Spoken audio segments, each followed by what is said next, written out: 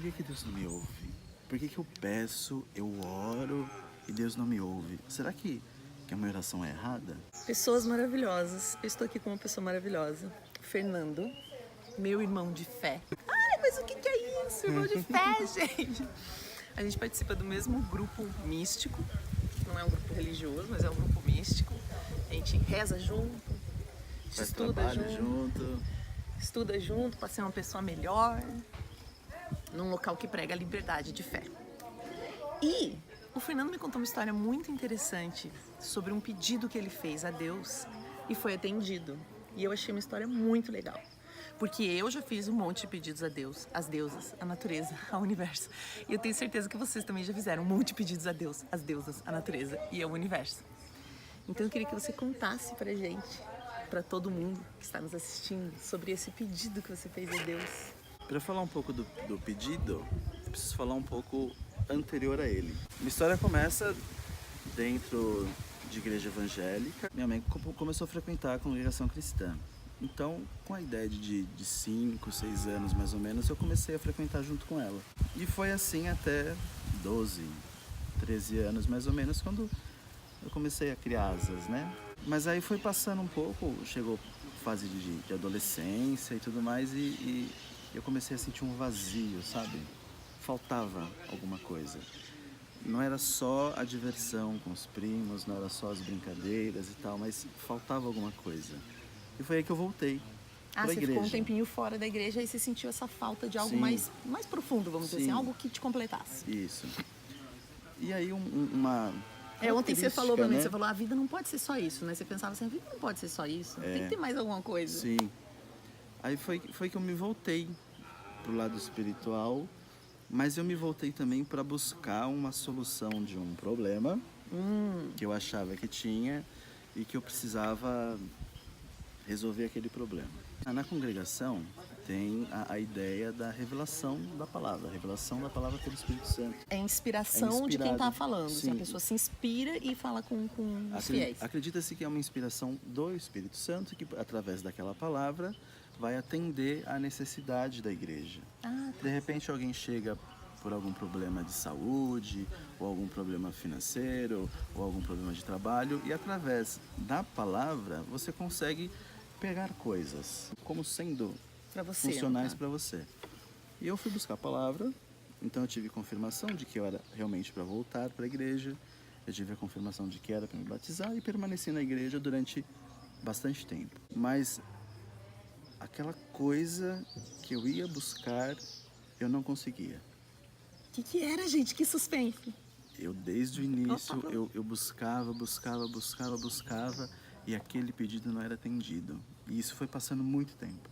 Num dos últimos dias, nos últimos tempos que eu fui para a igreja, eu já estava desesperado porque era uma coisa que eu precisava muito. Era Isso uma já coisa que eu 9 buscava. anos buscando essa resposta que você queria de 9 Deus. anos buscando, persistência.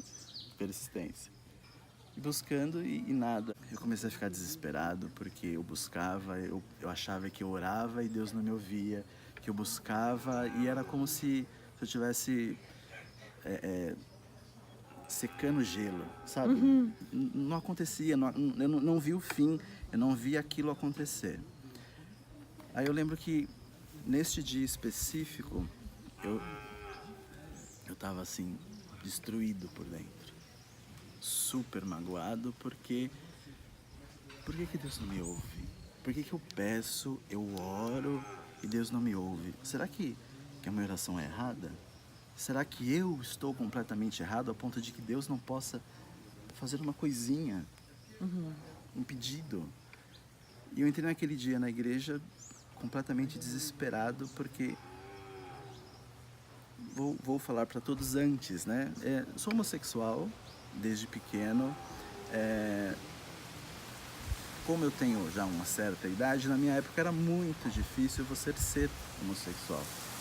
Contar para a família que você é homossexual era uma coisa muito errada. E eu, por vir de uma família, Religiosa. uma família religiosa, ter uma tradição evangélica, eu ia pro inferno. Eu, homossexual, eu ia pro inferno. Não existe discussão. Homossexual, inferno. E aquilo era uma coisa que me atormentava, porque como pode uma coisa que eu não escolhi, uma coisa que não foi decisão minha, eu ser condenado por aquilo? Eu entendo que um assaltante, ele é assaltante, mas ele tem a escolha. Mas você tem olho azul, você não escolheu. Você tem o cabelo loiro, mas você não escolheu. Eu sou gay, eu não escolhi. Isso era uma coisa que me martelava. E era isso que eu buscava, essa transformação. Mas você pedia para não ser gay. Eu pedia para não ser gay. Era isso que você ficou pedindo 9 anos lá na 9 igreja. anos. Para Deus. Eu queria casar, ter filhos, constituir família, mas não. Eu buscava e não acontecia. Eu buscava e Deus não me atendia. E você se relacionou com pessoas nesse período? Não. A partir do momento que eu entrei na igreja até a saída da igreja, eu não tive envolvimento com ninguém. Nem com homem, nem com mulher. Talvez uma forma de me preservar ou preservar o próximo. Porque eu não concordava com a ideia de eu, de repente, começar a namorar uma menina da igreja, casar com ela, e aí? Sem ter certeza que isso seria uma coisa legal. Sim, sim. Aí eu decidi me preservar. E aí, neste dia, desesperado, buscando aquilo, eu entrei na igreja e eu fiz uma oração. Acho que eu nunca fiz aquela oração daquele jeito, com aquela intensidade, porque eu acho que naquele momento o meu sentimento estava todo aflorado. Então, a partir do momento que eu entrei na igreja, até o término desse culto, eu só chorava. Tamanho era o desespero que eu sentia. Eu não tinha amparo, nem em casa, porque ninguém sabia, nem dentro da igreja, porque era errado, nem dos amigos, porque ninguém sabia. Era um sentimento meu, comigo e Deus. Era muito difícil. E aquele dia eu fiz uma oração, eu falei, eu pedi, Senhor, se todo esse tempo pedindo isso, não aguento mais. Não aguento mais. Hoje é o meu último dia. Se o Senhor não falar comigo, eu sou capaz de tirar a minha vida. Tamanho era o desespero que eu estava naquele momento. E aí foram acontecendo algumas coisas dentro do culto que foram me mostrando como se fossem sinais de que Deus ia falar comigo naquele dia. Por exemplo, eu na congregação era músico. Tocava flauta, mas o grande desejo do meu coração era tocar um instrumento chamado trompa. Mas que na época era muito caro e era difícil você encontrar. Tanto é que na localidade onde eu frequentava não tinha. E naquele dia, especificamente, apareceu uma trompa. Sentou atrás de mim. A partir do momento que eu escutei o som dela, eu não consegui mais tocar.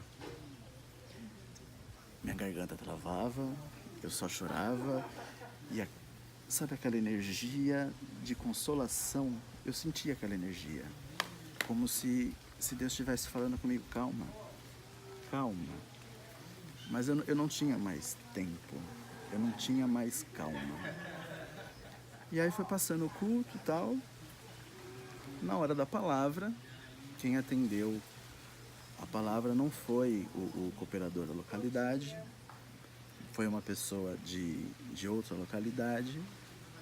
E aí, na hora da palavra, Deus falava com a necessidade de todo mundo.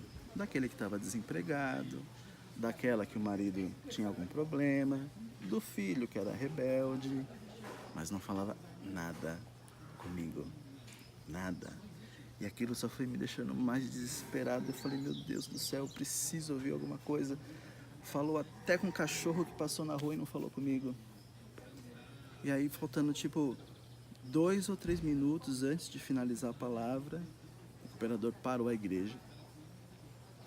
Ele falou assim, Irmandade, eu não sou daqui, não era para eu estar aqui, mas eu estou aqui hoje porque eu preciso dar o recado para alguém. Deus me enviou aqui para dar o recado para alguém. Você entrou aqui dentro hoje desesperado, atormentado por algo que você vem buscando há muito tempo e você acha que Deus não te escuta. Você acha que você pede e Deus não te ouve, porque você não tem merecimento. Quem te disse, meu filho, que você não tem merecimento? Aí Deus te fala, você veio buscar uma transformação. Mas essa transformação, quem quer? É você Ou você acha que eu quero essa transformação? Deus te fala, você é exatamente do jeito que eu te fiz. Eu te formei no ventre da sua mãe. Eu vi o seu crescimento. Eu acompanhei a sua vida. Você é exatamente o que você nasceu para ser. E aí no final da palavra ele falava assim, vá em paz para sua casa. Aí aquele mundo que estava nas minhas costas saiu.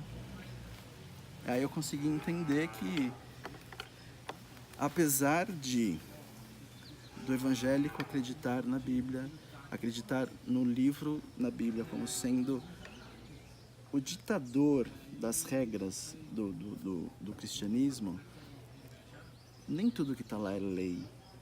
Eu acho que ele serve como um livro de direcionamento, mas não como um livro de leis, porque nessa situação específica, eu sou gay, eu nasci gay, eu não escolhi isso. Eu não posso ser julgado por isso. Como que eu vou para o inferno?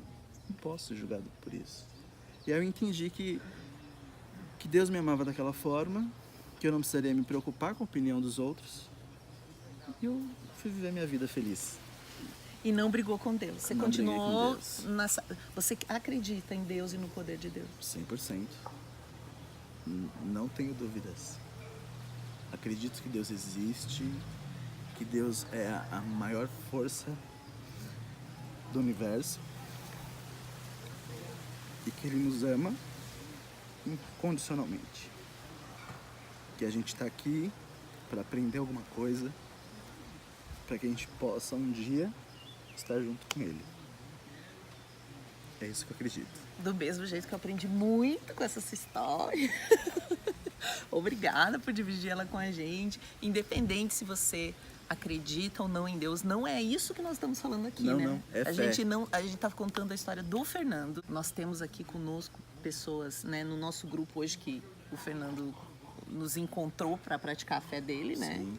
Nós temos pessoas de várias religiões, porque a gente prega a liberdade de fé, então pessoas que acreditam em energia, que acreditam no universo, que acreditam na natureza, que acreditam nas deusas, que acreditam em Deus e a gente respeita isso muito.